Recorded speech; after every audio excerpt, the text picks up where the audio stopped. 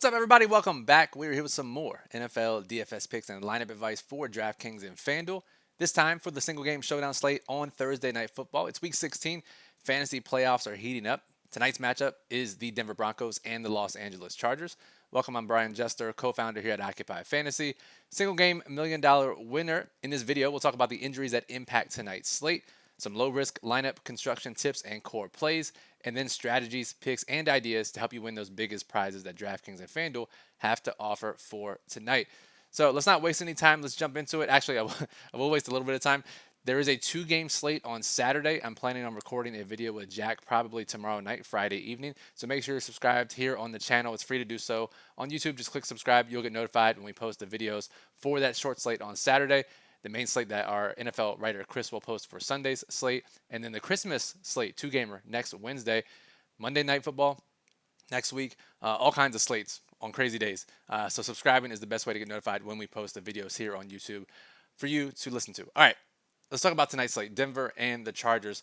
And we'll start with the injuries for the visiting Broncos. Biggest, most impactful injury for the slate is Jaleel McLaughlin, their running back, who got the starting nod last week. And I don't know if that was a pro-Jaleel stance by the Broncos coaching staff or an anti-Javonte Williams stance by the Broncos coaching staff.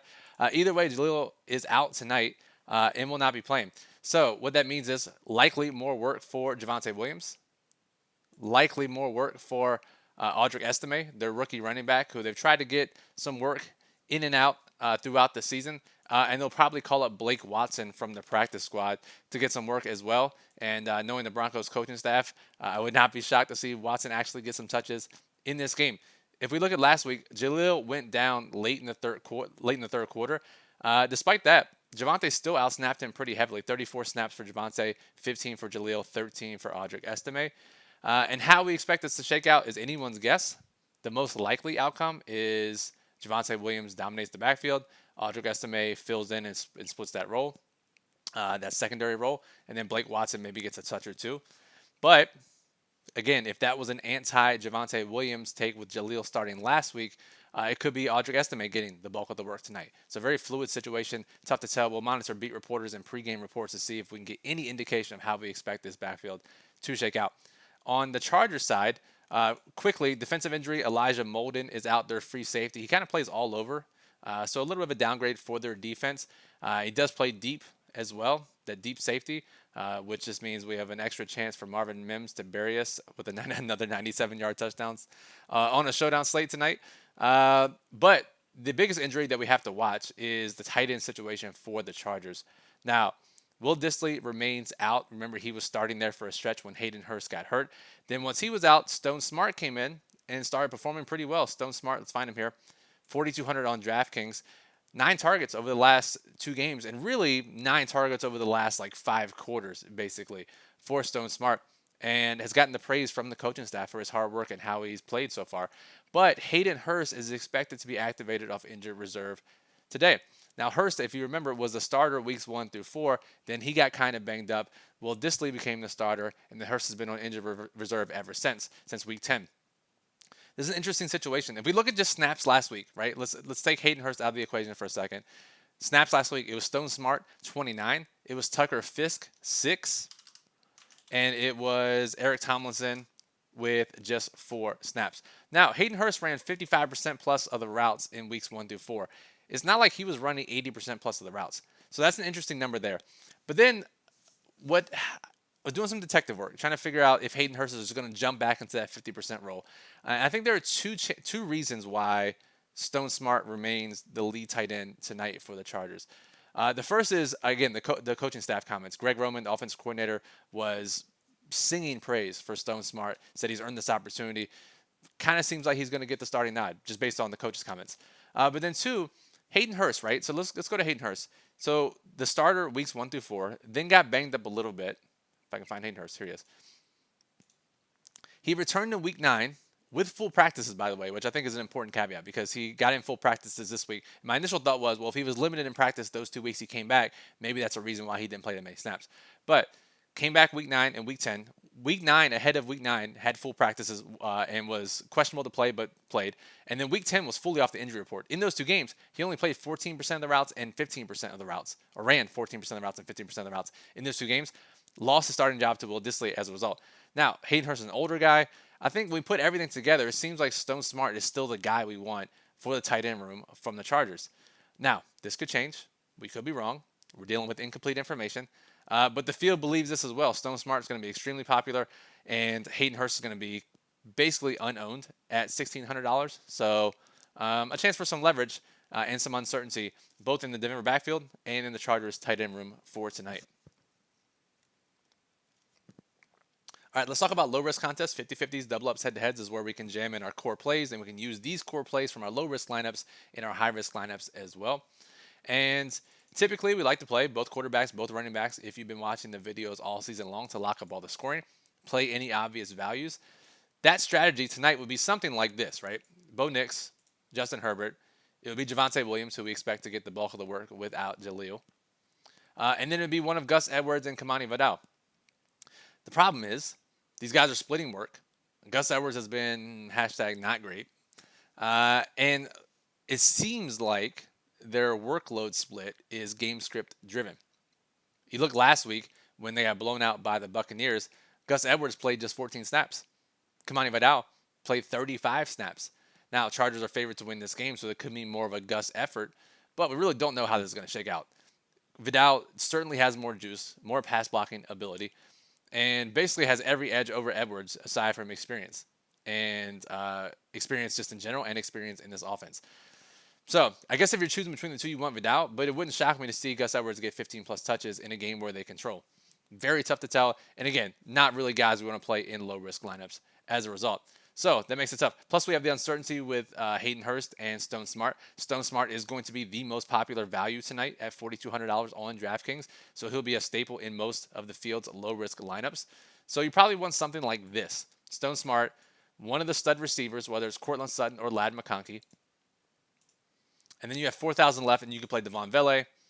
And you can maybe switch up the captains and get up to Marvin Mims, who'll be somewhat popular. Both Mims and Vele, we have over 20% projected ownership right now. You could really change it up and go Stone Smart at captain, get up to a kicker for your final spot.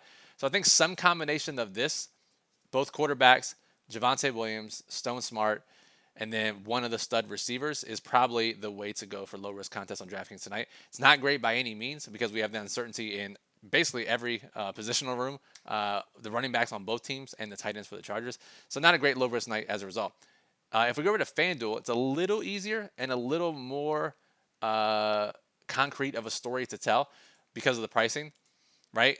Javonte only 11K here as a starting running back, likely 9,250. What we could do here now, we could play both kickers, which we know is a great choice in FanDuel's low-risk environment for showdown contests. Or what we could do, and I think the field might lean this route anyways, is Vidal, while he's basically evenly priced with Gus Edwards on DraftKings, 7,000 and 6,800. It's a big difference over here on FanDuel, where Vidal is 7,000 and Gus Edwards is 12,500 for some reason.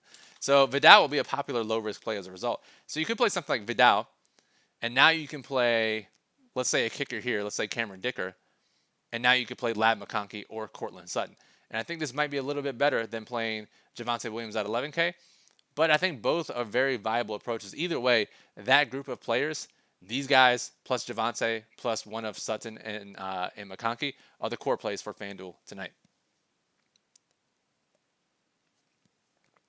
All right, let's talk about high-risk contest. And if you've been following along, and most of our audience is pretty sharp, you can probably highlight some of the high-risk angles that we're going to take tonight.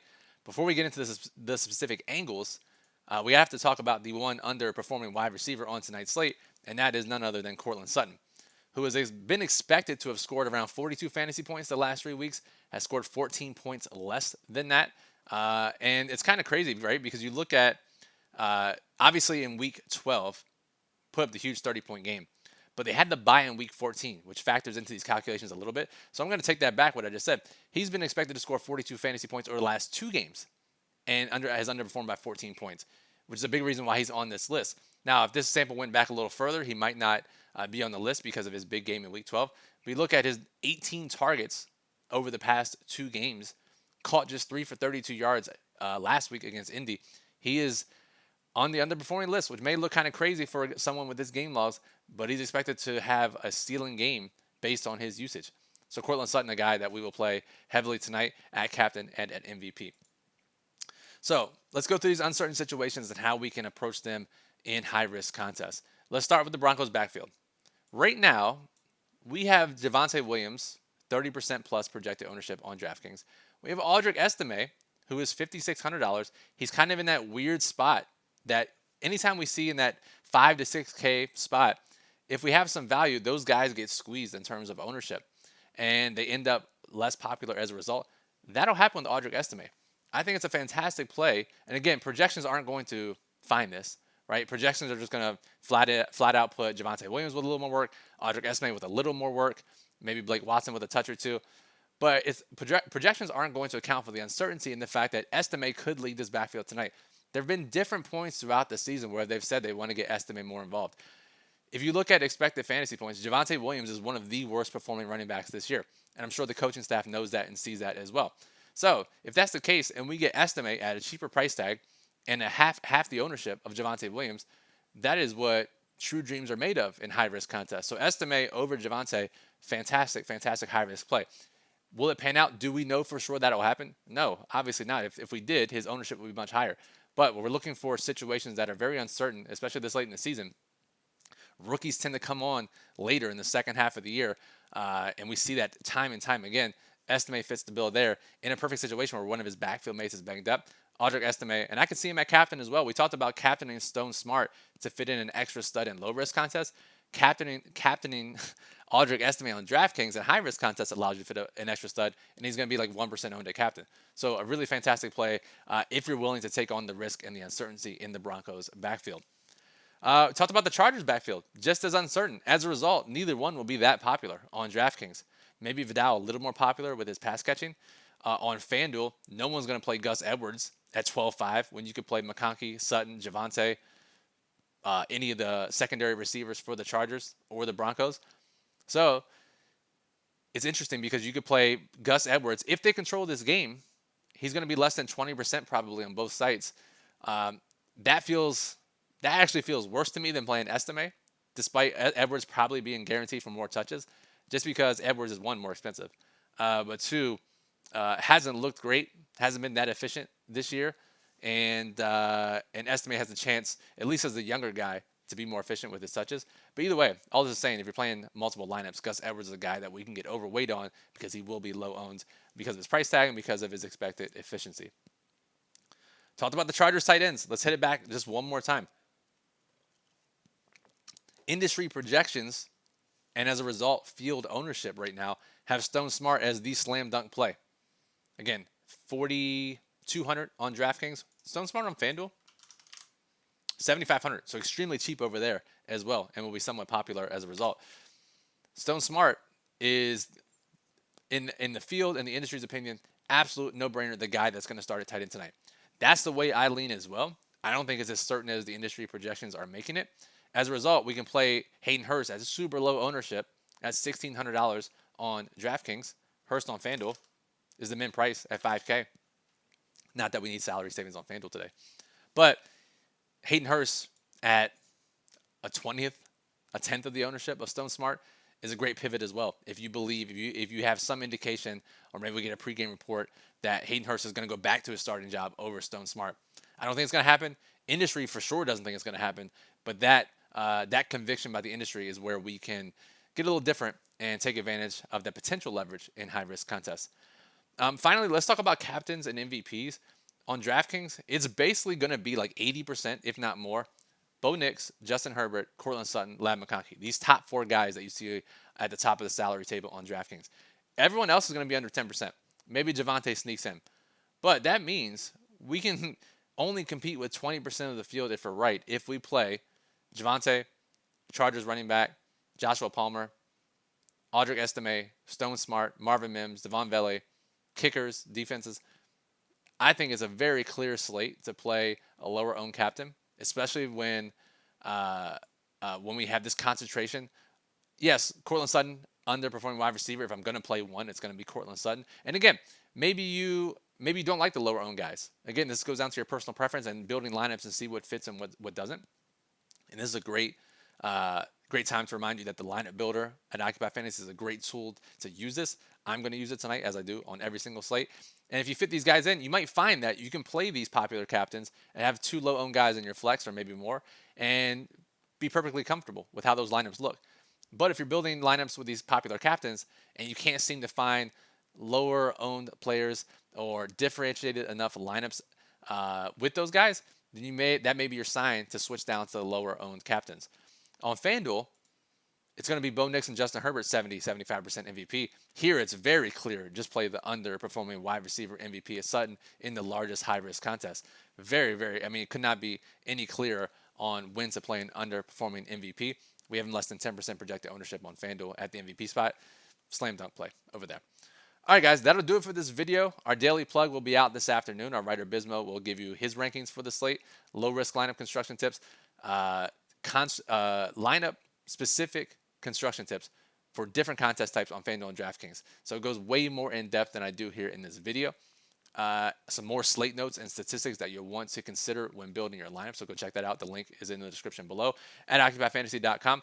Our Occupy model, which ranks every player on FanDuel and DraftKings, is up and running with the projected ownership, as is the lineup builder that allows you to build up to 300 lineups using our optimal lineup criteria and showdown specific rules. Make sure you go check that out if you're looking to get every single edge you can for tonight's showdown slate. Again, urge you to subscribe to the channel. It's mutually beneficial. More subscribers, it helps us out. But it also helps you out because, again, we have Saturday, Sunday, Monday, Wednesday, some more Saturday slates coming here in the next week or two. So by subscribing, you'll get notified whenever we publish a video for those slates, and we're posting a video for all of those slates. You want that free advice, click subscribe. You'll get notified, whether it's a notification on your tablet or your phone, or if you're subscribed and you're on YouTube all the time, you'll see it pop up more in recommended videos. Give us a thumbs up. Any questions, comment on the video. I'll happily answer them. Brian from Occupy, thank you for listening. Good luck and enjoy, or try to enjoy, tonight's Chargers and Broncos showdown slate.